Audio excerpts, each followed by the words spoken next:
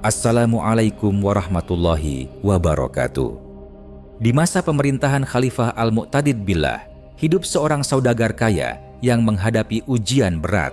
Ia telah meminjamkan sejumlah besar uang kepada seorang panglima militer yang memiliki kedudukan tinggi. Namun, sang panglima terus mengelak dari tanggung jawabnya. Berkali-kali dia menjanjikan pelunasan, namun terus menunda dengan berbagai alasan. Waktu terus berlalu dan harapan saudagar itu untuk mendapatkan kembali haknya mulai memudar. Saudagar yang merasa dizalimi itu akhirnya memutuskan untuk mengambil langkah lebih tegas. Ia berniat mengadukan langsung permasalahannya kepada khalifah. Sebelumnya, ia telah melapor kepada wazir. Namun, sang wazir pun tampak tak berdaya menghadapi pengaruh sang panglima. Laporan itu tidak membuahkan hasil sama sekali. Namun, sebelum ia melangkah ke istana khalifah, seorang pamannya yang bijak datang menemuinya dan berkata, "Aku tahu seseorang yang insya Allah bisa membantumu menyelesaikan masalah ini tanpa harus membawa perkara ke hadapan khalifah. Orang ini tidak punya kedudukan tinggi di istana, tapi ia memiliki kekuatan yang lain." Penasaran, sang saudagar mengikuti pamannya.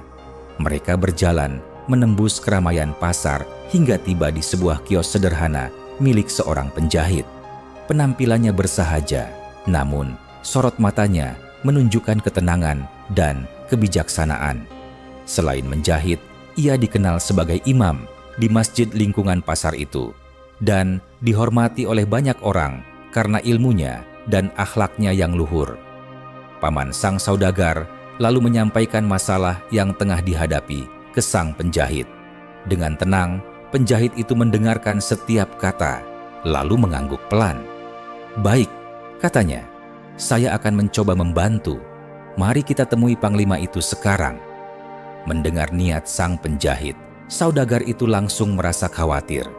Ia menarik lengan pamannya dan berkata dengan suara panik, "Paman, ini bisa berbahaya. Saya sudah minta tolong pada banyak orang sebelumnya, termasuk tokoh-tokoh yang cukup punya pengaruh, tapi tidak ada yang berhasil. Bahkan wazir pun tidak bisa berbuat apa-apa. Jika orang sekuat wazir saja diabaikan, bagaimana mungkin orang seperti beliau ini bisa membuat panglima membayar hutangnya?" Namun, paman sang saudagar hanya tersenyum tenang.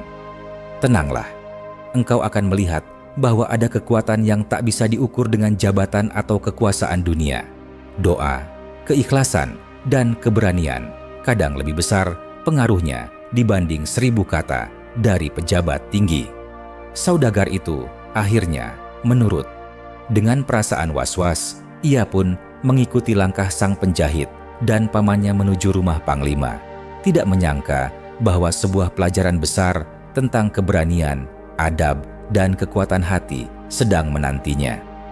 "Setelah saya mengungkapkan kekhawatiran kepada paman atas niat kami mendatangi si panglima, paman saya malah tertawa ringan. Dengan nada penuh keyakinan, ia berkata, 'Sudahlah, jangan banyak pikir. Sekarang ikut saja dan diam. Insya Allah, semua akan baik-baik saja.' Meski masih ragu, saya menurut. Kami pun berangkat ke kediaman si panglima. Setibanya di sana, kejadian yang saya saksikan benar-benar di luar dugaan. Para pelayan istana menyambut si bapak penjahit dengan penuh hormat. Mereka bahkan berebut ingin mencium tangannya, meskipun beliau dengan rendah hati menolak. "Wahai Tuan," kata salah satu pelayan, "apa gerangan yang membuat Anda datang ke sini? Panglima sedang tidak di rumah. Jika ada perintah, kami akan melaksanakannya. Namun, jika hanya sekadar berkunjung, silakan masuk dan menunggu." Melihat perlakuan itu, hati saya yang tadinya dipenuhi keraguan mulai luluh. Ternyata, lelaki sederhana ini memiliki wibawa luar biasa. Kami pun masuk dan duduk di ruang tamu, menanti kedatangan panglima. Beberapa saat kemudian, pintu rumah terbuka. Panglima masuk dengan langkah cepat dan seketika berubah ekspresinya saat melihat bapak penjahit. Ia langsung menghampirinya, mencium tangannya, lalu berkata, "Saya tidak akan mengganti pakaian saya sebelum Anda menyampaikan maksud kedatangan Anda." Dengan tenang, Bapak penjahit menjelaskan maksudnya, menagih utang yang sudah lama tertunda antara si Panglima dan saya. Tanpa membantah, Panglima mengangguk. Demi Allah, sekarang saya hanya memiliki 5.000 dirham. Sampaikan kepada saudagar agar menerima uang ini terlebih dahulu. Sebagai jaminan, saya serahkan hewan tunggangan saya. Insya Allah, dalam sebulan saya akan melunasi sisanya. Saya pun langsung menyetujui tawaran itu. Uang dan jaminan saya terima, disaksikan oleh paman dan bapak penjahit. Kami membuat kesepakatan bahwa jika dalam sebulan pelunasan belum terjadi, saya berhak menjual tunggangan itu untuk menutup sisa utang. Urusan pun selesai dengan damai dan tanpa konflik. Dalam perjalanan pulang, hati saya dipenuhi rasa syukur. Setibanya di rumah bapak penjahit, saya mengeluarkan uang dan meletakkannya di hadapannya. Pak, Allah telah mengembalikan hak saya melalui perantaraan Anda. Sebagai rasa syukur dan penghormatan, izinkan saya memberikan 1/4, 1/3, bahkan setengah dari uang ini kepada Anda, ujar saya tulus. Namun, beliau menatap saya lembut dan berkata, engkau terlalu cepat membalas kebaikan ini dengan imbalan duniawi. Ambillah kembali uangmu, semoga Allah memberkahinya untukmu. Saya tertegun, tapi rasa penasaran yang telah lama mengendap, akhirnya saya ungkapkan.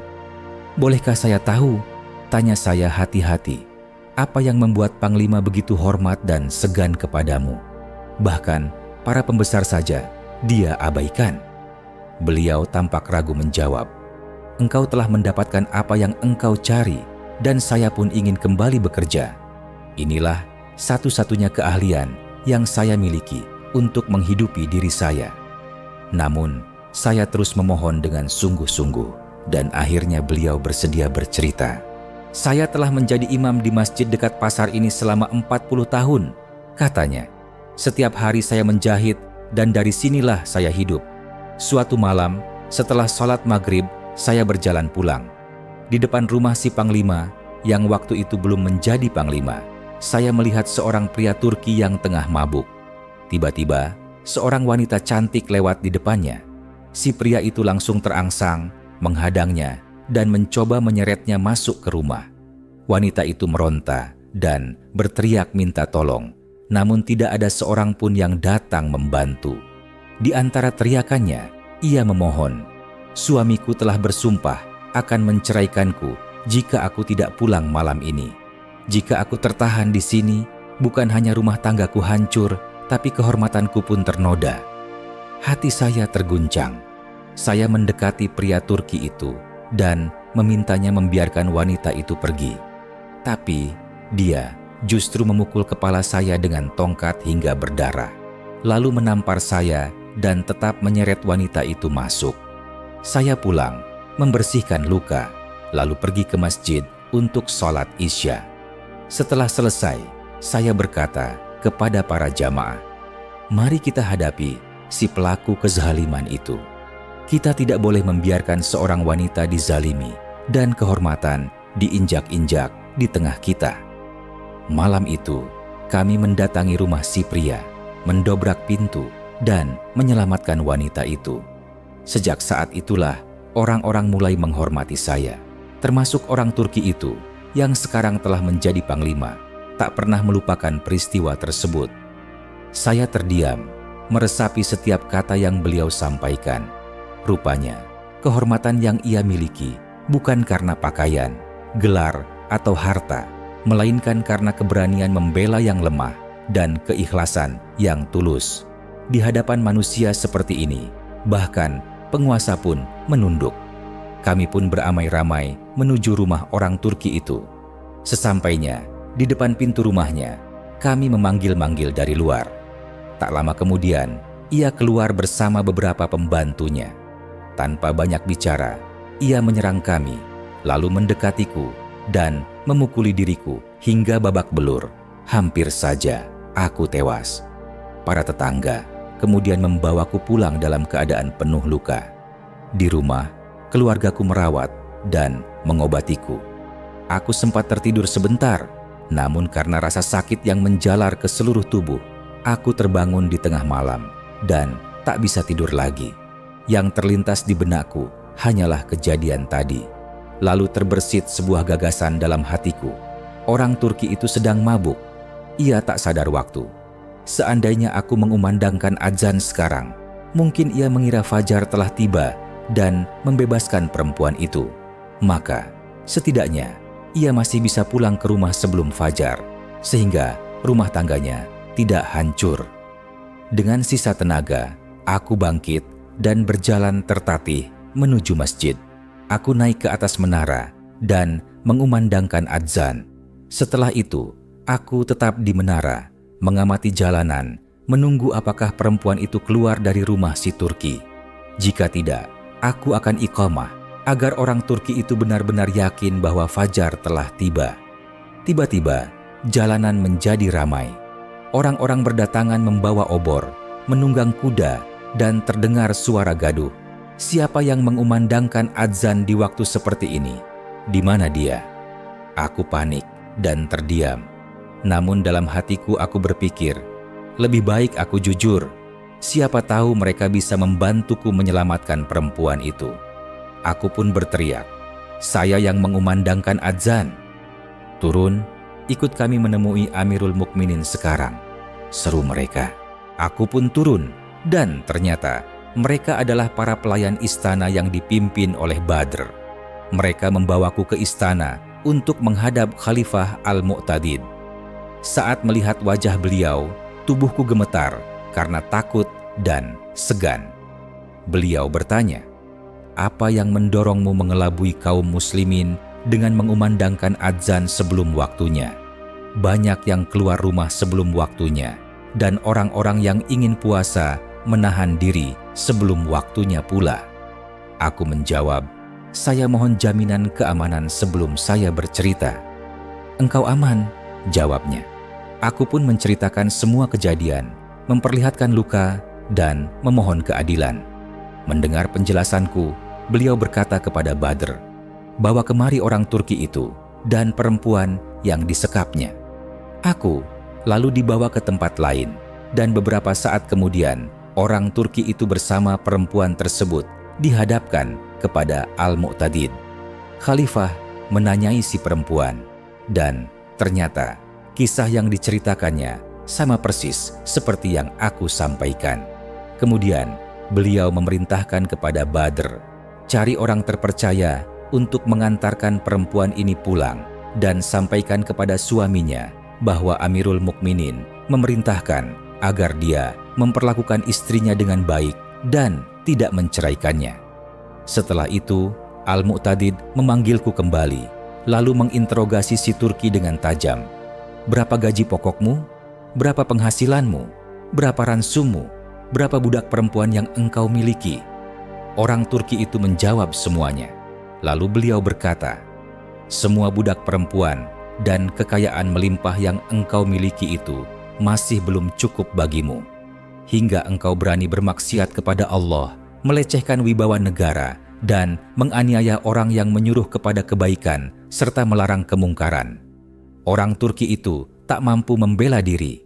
Lalu Al-Mu'tadid berkata, ambilkan karung, alat pemukul batu kapur, tali, dan belenggu. Orang Turki itu diikat, dibelenggu, dimasukkan ke dalam karung, lalu dipukul dengan alat pemukul batu kapur hingga tak bersuara dan akhirnya mati. Kemudian jasadnya dibuang ke sungai Tigris. Setelah itu, beliau menatapku dan berkata, wahai orang tua, apapun bentuk kemungkaran yang engkau lihat, besar ataupun kecil, sekalipun pelakunya adalah orang ini, seraya menunjuk ke arah Badr. Dan jika engkau merasa tersakiti atau nasihatmu tidak didengarkan, maka laporkanlah kepadaku dengan mengumandangkan azan di waktu seperti ini. Aku akan mendengarnya, memanggilmu, dan memperlakukan pelaku seperti yang telah kulakukan tadi. Aku pun mendoakan kebaikan bagi Al-Mu'tadid dan berpamitan pulang. Berita tentang kejadian itu pun cepat menyebar luas di tengah masyarakat.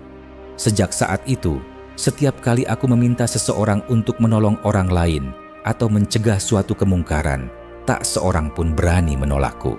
Semua orang langsung mematuhinya, sebagaimana yang engkau saksikan sendiri, bukan karena diriku, tapi karena mereka takut kepada Khalifah Al-Mu'tadid. Sejak malam itu pula, aku tak pernah lagi mengumandangkan adzan di luar waktunya. Aku tak perlu melakukannya lagi, karena cukup dengan aku mendatangi seseorang, mereka sudah gemetar dan segera taat. Tak seorang pun berani membangkang. Semuanya berubah sejak malam ketika suara adzanku menggetarkan istana dan mendatangkan keadilan dari seorang pemimpin yang tegas lagi bijak.